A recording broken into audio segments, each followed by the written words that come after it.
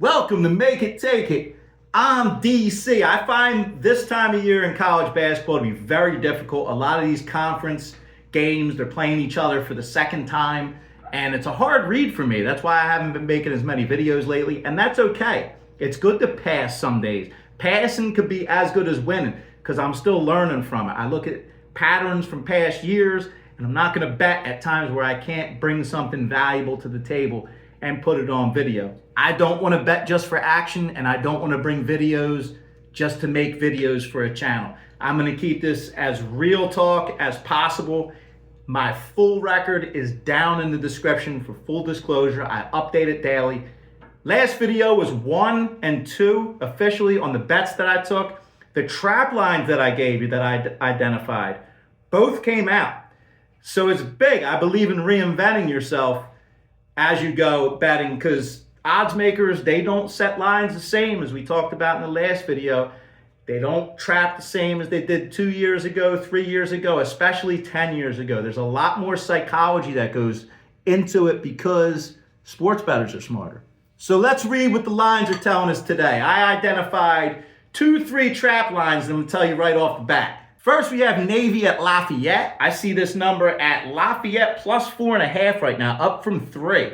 It was 3 all night. Navy's a 17 and 16. 60% of the public's on Navy, and they've played very good. Not always against the spread, though. Lafayette is a 7 and 16 team. This line is very tight. They're asking you, please take Navy. I'm leaning Lafayette on there, and I'm probably going to take it. I'll add it in the comments later if I do. The other one is South Dakota at Kansas City. We see similar things. South Dakota's been tough this year. 12 and 12 even on the road. Kansas City 4 and 19. This line's only 2. So I would definitely lean Kansas City. I see that as a trap line. The games that I've taken 2 games so far. Atlantic 10. Duquesne at George Mason. George Mason, the mighty George Mason this year.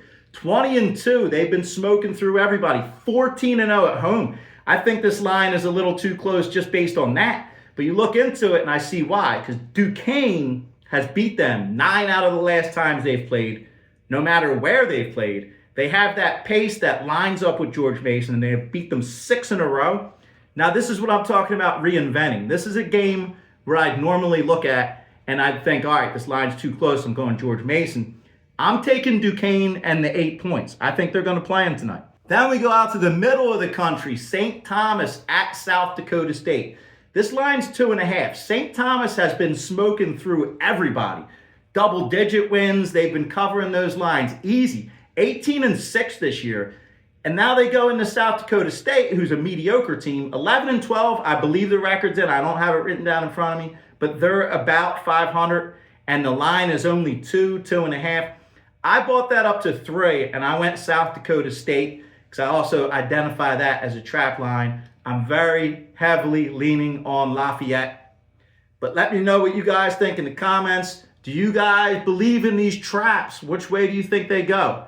Odds makers are smart, so we got to see where they're going and read the psychology of it. Thank you for watching. Good luck today.